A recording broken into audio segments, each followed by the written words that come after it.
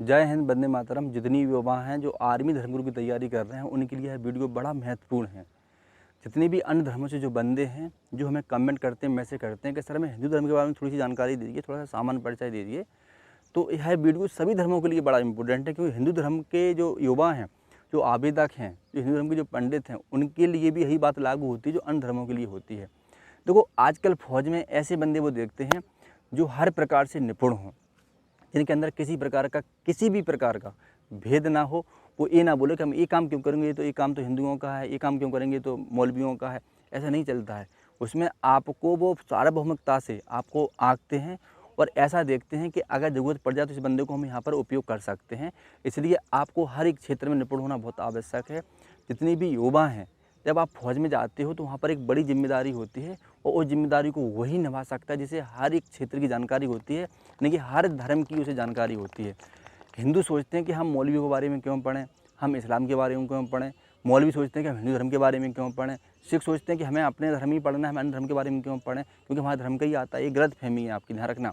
ज्ञानी वास्तव में वही होता है जिसे हर एक क्षेत्र की जानकारी होती है, हर एक धर्म की जानकारी होती है। ज्ञानी मुझे ही कहते हैं और वही वास्तव में स्मार्ट होता है, वो इंटेलिजेंट होता है। तो मौलवियों से मैं यही कहना चाहूँगा कि अगर हिंदू धर्म को अगर थोड़ा सा समझना है आपको कि हमें साक्षात्कार में सहायता मिल जाए। देखो, एक बात और कहना चाहूँगा कि यह देश हिंदू बाहुल्य देश है। यहाँ पर आपको हिंदुओं के बीच में ही रहना है, तो फौज में भी उनकी संख्या ज़्यादा रहती है। तो कभी कभी आप पर एक जिम्मेदारी डाल दी जाती है कि मौलवी साहब आपको ये काम कराना है। तो आप वहाँ पर अगर मना करते हो कि मुझे ये काम नहीं आता है, तो कहीं ना कहीं आप अनकम्फर्टेबल महसूस करते हो और कहीं ना कहीं आपको लज्जा से थोड़े शर्मा जाते हो या फिर कायल हो जाते हो। तो वो भी चीज़ ठीक नहीं है, क्योंकि आपके व्यवहार पर एक पर्सन चलने लगता है, इसको यही नहीं पता आर्मी धर्मगुरु है। तो इसलिए साक्षात्कार में वो ऐसा बंदा भी देखते हैं जो हर एक क्षेत्र में निपुण हो और जो हर एक काम को कर सकता है। तो हिंदू धर्म की मैं अब बता देता हूँ, सभी के लिए ध्यान रखना, जितने भी मौलवी हैं। तो हिंदू धर्म के कुछ सिद्धांत हैं, कुछ आधार हैं। सुनो, हिंदू धर्म किस पर टिका हुआ है? देखो, हिंदू धर्म सबसे पहले तो आस्था और विश्वास पर टिका हुआ है। आपने भले ही हिंदुओं को मंदिर जाते नहीं देखा होगा, लेकिन इनकी आस्था बहुत गहरी होती है। इनकी आस्था का बहुत बड़ा रहस्य होता है। इधर थोड़ा सा दिखावा कम होता है। दिखावा का मतलब होता है कि ये सब चीज़ें बाहरी तौर से नहीं करते, आंतरिक आत्मिक तरीके से बहुत ज़्यादा ये गहरा इनका जुड़ा होता है धार्मिकता से और आध्यात्मिकता से। जो हिंदू होता है ये सहिष्णुता का देवता होता है। इनकी सहनशील बहुत ज़्यादा होता है।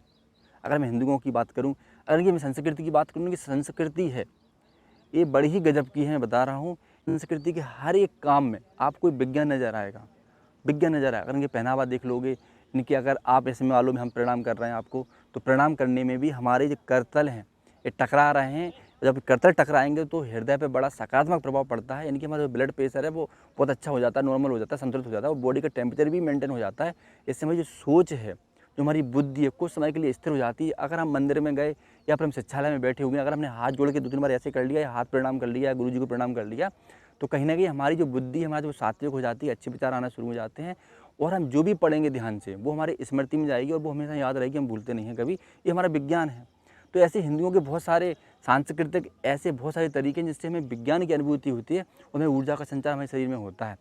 अगर हम ये देखें कि इनके और आधार क्या हैं, इनका जीवन किस पर टिका हुआ है, इनकी श्रद्धा किस पर टिकी हुई है, तो हिंदू धर्म में ज्योतिष हो गया, आयुर्वेद हो गया, हमारे वेद हो गए, इसके अलावा हमारी मनुस्मृतियाँ हैं, इसके अलावा हमारे जो कर्मकांड हैं, जो यजुर्वेद है इसमें जो कर्मकांड विधियाँ हैं, हमारे जो सामवेद हैं, जो गायन की पद्धतियाँ हैं, ये हमारे आधार हैं जीवन जीने के।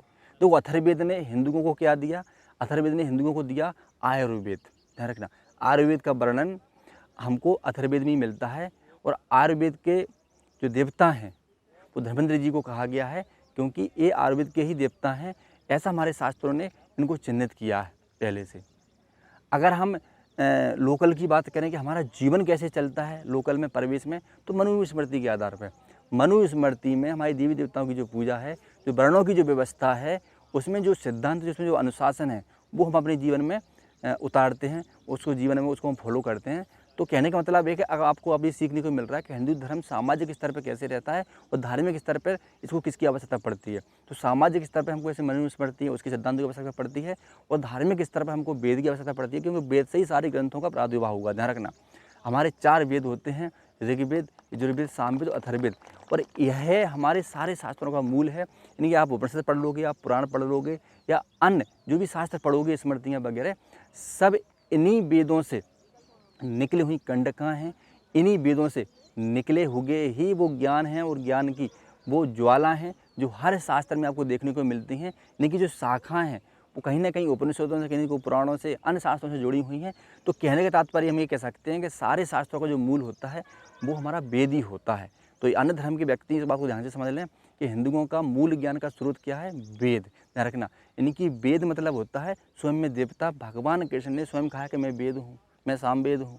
तो कहने का मतलब है कि भगवान ने स्वयं अपने मखाम बिंदु से चीज़ को वर्णित किया है कि हम सब कुछ वेद हैं। जब वेद हमें कठिन लगने लगा और एक समय ऐसा आया कि लोगों को वेद समझ में नहीं आया, तो वेद ने ही रामायण के रूप में जन्म लिया और वो रामायण पढ़ के हम पूरे भारतवासी यानी कि हिंदू धर्म का प्रत्येक व्यक्ति ध्यान रखना प्रफुल्लित होने लगता है। उसके अंदर धार्मिकता की जो आंधी की जो वेग है वो उसके अंदर पनपने लगती है महाराज। वो कहीं ना कहीं फिर धार्मिकता की ओर बढ़ने लगता है, यानी कि वो ज़िंदगी भर सात्विक रहता है, कोई ऐसे आचरण नहीं कर पाता, तो बंधा रहता है वो रामायण में। फिर इसके बाद क्या होगा, जब रामायण लोगों को तुझे कठिन लगने लगी क्योंकि वो संस्कृत में थी, तो फिर जो हमारे वाल्मीकि जी थे जिन्होंने रामायण की रचना करी थी, उन्होंने ही तुलसीदास जी के रूप में जन्म लिया और फिर हमको रामचरितमानस दे दी।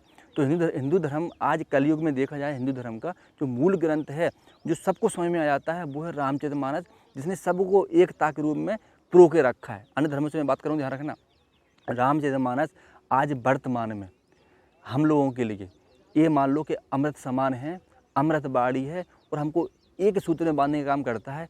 आज आप जगह जगह देखते होंगे कि सुंदरकांड का पाठ चल रहा है, हनुमान चालीसा का पाठ चल रहा है। इसका मतलब है कि हम किससे जुड़े हो गए हैं? रामचरितमानस से। और रामचरितमानस ने हमको एक करके रखा है, यानी कि एक स्थान पर बैठने का माध्यम रामचरितमानस है, क्योंकि जो रामायण में जो कमियां रह गई थी वो रामचरितमानस में पूरी हो जाती हैं। जो रामायण में जो प्रसंग बड़े कर दिए थे वो रामचरितमानस में छोटे छोटे कर दिए हैं। तो इसका मतलब है कि वास्तव में अगर हम अलग एक शास्त्र पढ़ेंगे भक्तमाल, अगर हम भक्तमाल को पढ़ेंगे तो उसमें साफ साफ लिखा है कि तुलसीदास जी ही इनके अवतार थे, वाल्मीकि जी के। तो अन्य धर्मों से मैं कहना चाहूँगा जो हमारे शास्त्र हैं मुख्य रूप से वो वेद हैं, पुराण हैं, उपनिषद हैं। इसके बाद हमारे आज का अगर आधुनिक युग का अगर हम कोई रामायण देखें तो वो रामचरितमानस है, जो हमको प्रकाश की तरफ ले जाती है हमेशा और हमको एक सभी धर्मों को रखना, क्योंकि रामचरितमानस में सभी धर्मों का, सभी शास्त्रों का ज्ञान है। उसमें पुराण भी है, उपनिषद भी है और उसमें वेदों का भी मूल है। तो रामचरितमानस वेरी वेरी इंपॉर्टेंट आज कलयुग में सभी युवाओं के लिए। अन्य धर्म के व्यक्ति भी अगर इसको पढ़ेंगे तो कहीं ना कहीं वो भी लाभान्वित हो सकते हैं इससे, और उनको वास्तव में रामचरित्र की जानकारी मिलेगी कि राम कितने महान थे, संघर्षों में भी जीवन जी सकता है और संघर्ष में अकेले रहकर भी हम सेना को एकत्रित करके हम बुराई का नाश कर सकते हैं। ये भगवान राम से हमको सीख मिलती है।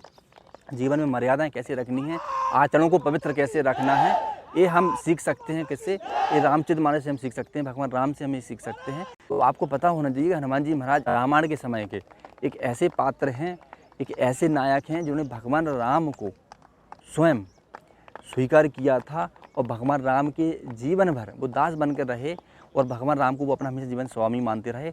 अगर हमें अनुशासन जीवन में सीखना है तो हनुमान जी से सीख सकते हैं। अगर हमें दास भावना अपने अंदर जगाना है स्वामी के प्रति तो हनुमान जी महाराज से सीख सकते हैं।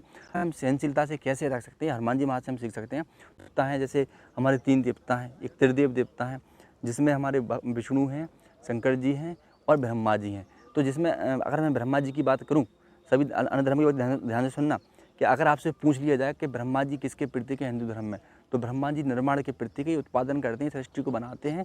अच्छा, इसको चलायमान कौन करता है?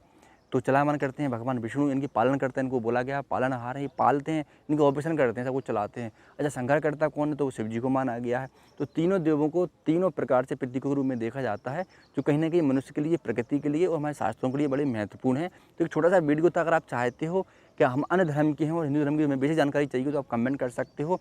एक छोटा सा सैंपल लेके मैं आप लोगों के लिए आया था। आप बताना ये वीडियो आपको कैसा लगा। जय हिंद, वंदे मातरम।